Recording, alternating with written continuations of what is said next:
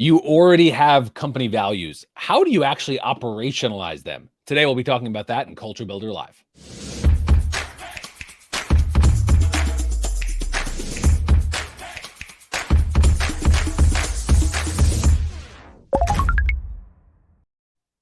Hey, I am Chris Wink. I'm the co-founder and CEO of Technically, the news organization with a community of technology professionals and entrepreneurs. This is Culture Builder Live, weekly conversations on building better companies. I can't ignore, as an aside, that for those of you in or around Philadelphia, you may know that it's the midst of Philly Tech Week presented by Comcast, a great community event that we at Technically are big partners on. Tomorrow is our Introduced conference. For those of you watching this live, so we'll see you in Philadelphia tomorrow. There are also events throughout the week that I hope you're checking out, phillytechweek.com. But enough of my plug, because we're here to talk about company values, which you likely have. You may have written them down on your office wall somewhere. You may be doing something, but we want to talk about how to operationalize that. To do that, I'm joined by MaryBeth Hyland. She's the author of a new book, Permission to Be Human. She also does quite a bit of work around company values. MaryBeth, thanks for being here. Thank you so much for having me, Chris. This is one of the greatest honors of my life. Why do I always get people to troll me? I appreciate that. MaryBeth. MaryBeth, company values. This is a term that in the last 20 years has become increasingly widespread. It's an old term in the 20th century that then I think tech companies and other like very progressive workplace cultures have really globbed onto, which I think is great. People have talked a lot about this. Often pair them with mission, vision, values is this kind of trio that came out of nonprofit issue advocacy group and has grown into a wide array of companies. So talk to me a bit about how mission, vision, values work together and why your work focuses on values specifically. Yeah, I love this question because it's so awesome that there's more people talking about values these days, but not as many people understanding how to operationalize them. This package of the vision, mission, and values is actually, I find, to be really, really meaningful. While my focus is mostly on the values aspect, when I think about a vision is your company's why you do the work that you do. Your mission is your company's what is the actual thing you do every day. And then your values are how do you go about accomplishing that work? And so one of the big differentiators that I've found, particularly when it comes to values, is that you could literally share the same vision and mission with another organization, but the way in which you conduct your business, the way in which you accomplish your how and your why, is the kind of thing that literally cannot be replicated by anybody else. Their values are so unique in the way that we actually live them and operationalize them into that cultural norms. And you in your practice have focused considerably on the values bit. All three of these legs of the stool are important. Why values as your focus? Yeah, well, all of the work that I do is really around how do we create environments where people can thrive. So the how you get your work done is the behaviors, the emotional side of work, the personality of the organization. I often use a formula that I got from Simon Sinek, which is values times behavior equals culture. And I found that to be so powerful for people to start to understand, like, okay, if I have a value of, let's say, accountability, but then I start looking at the behaviors of the company, and the behaviors are actually people not being transparent, folks not following through, not meeting deadlines. That's creating a culture of disconnect, right? And like, that's very rare that you're actually going to have people feel like they can be held accountable, let alone lovingly accountable, if nobody around them is actually doing that. So it creates this incredible disconnect for individuals to the values, when the values can be the most uniting thing. That's one of the things I love about values so much, is people often ask me, like, what makes you so passionate about values? And I'm actually not as passionate about values as much as I am about the door that they unlock. They're like this key that unlocks into this whole new space of emotional intelligence, because we can start to have deeper conversations like that when we start using our values as the lens through which we have that conversation. Okay, so your book, I've forced you to have your book on hand, so I know we can put the book on the screen, which I will make you pull that up because I made you do this. So we'll make sure to show that off. I've forced you to do it. one of the themes, it's quite a actionable step-by-step. Here's how you operationalize this. These are things you should be thinking about to get that done. So let's give a little mini course in just a few minutes that we have. Of course, knowing it can be nowhere near complete, but as a taste. How do we operationalize values? I'm happy to throw us up. We technically in 2015 did a team exercise, developed a mission statement, talked about values. We developed our values as welcoming, challenging as a news organization, and connective. So we're welcoming, challenging, connected. Those are our value words. We talk about them a lot. I think most of our team would say confidently they know what those are. If I read your book or we had a conversation, how would I begin to operationalize? What are some of those steps that I should be taking? Yeah, well, I'm so glad to know that you have values. That's the first step, right? That's step one. Good. And Which is worthwhile calling out for those who haven't. Perhaps you're saying it's not too late. You should make sure you want to package mission, vision, values as you put the what, the why, and the how.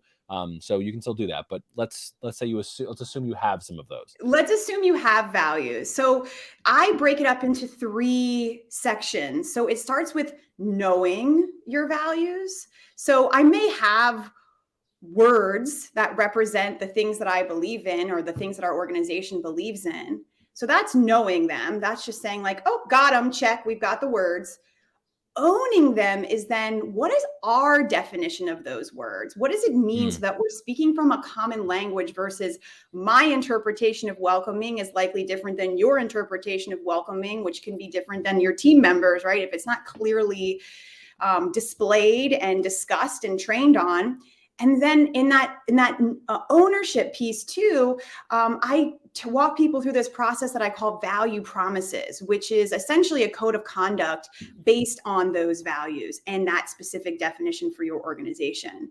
So that might be something like for welcoming, we promise to go out of our way to ensure that new team members feel like they are seamlessly a part of the cultural norms from day one. I'm making that up, right? That may or may not be something that you would have, but it's very specific, right? Because you've taken ownership over it. It's not like am I being welcoming? Am I not being welcoming? It's like, yes, this is what it means. It means you're going to go out of your way to create this norm for others. And then the final part that we go through in the book is the living. So you know your values, you own them, and then you live them. How do you actually now live this? Because you can go through a whole process. Trust me, I facilitated plenty of retreats where people invested a heck of a lot of money and time and energy. And then what did they do with them after that? What did they do to have them live afterwards? Brene Brown's research actually shows that less than 10% of companies with defined values actually operationalize them. And that's where the living part comes in. So I walk through the processes of personal embodiment, right? The individual's role in living the values, but also how do you operationalize that into cultural norms like job descriptions, hiring processes, onboarding, one-on-ones, annual reviews, meetings, retreats. I mean, how you let people go, terminations. All of that is a part of the culture. And it's not like, where are the values here? It's the values always need to be a part of everything, right? And so it's the weaving of that process versus we're doing this special thing around our value of being welcoming. It's like, well, actually every engagement with you ought to be welcoming. Okay. Well said. All right. I like that. I particularly appreciate the knowing, owning, living framework you have and highlight in the book. And, you and I have talked in the past on the importance of surveying against this or trying to find some sort of quantitative, does your team identify with whether, we are living up to these values? That's a way to like begin to get some metrics, just even simply asking folks on an annual, quarterly, or otherwise pulse basis, are we fulfilling our values? They may be the data you need. Absolutely. I talk about this as a values alignment survey, and we essentially take each value, separate it. So you'd have 3 sections since you have 3 values yourself. And so we would take that first value of welcoming and we'd ask, how do you perceive that the organization lives this value?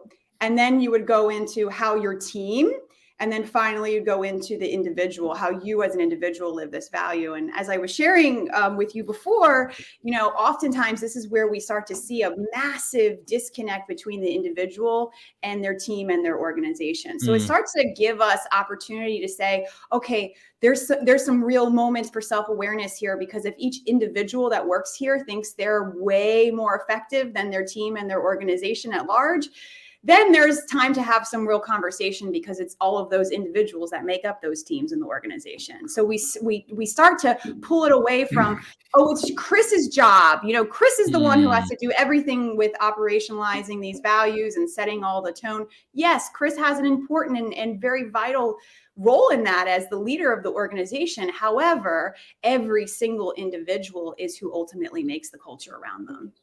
Well said. Small tactical question you just made me think about it. Your values alignment surveys. How do you balance giving staff anonymity to speak freely versus the importance of having accuracy? I can imagine specifically if you want to be able to track teams, how teams think they're performing. If you have small enough teams, it might be impossible to have anonymity. Do you have any guidance, or is that there's a real variety in whether you think values alignment surveys should be anonymous or not? Yeah, I actually always have them anonymous. And Okay. so the sections that have demographic questions, such as what team are you a part of, how many years have you been working here, things like that, those are optional.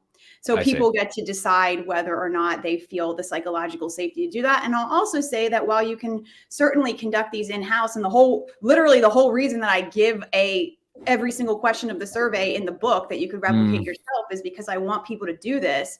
However, there is also real value in having a third party like Spark Vision, my organization, conducting it, because it does feel different when the data is managed by somebody outside of the organization.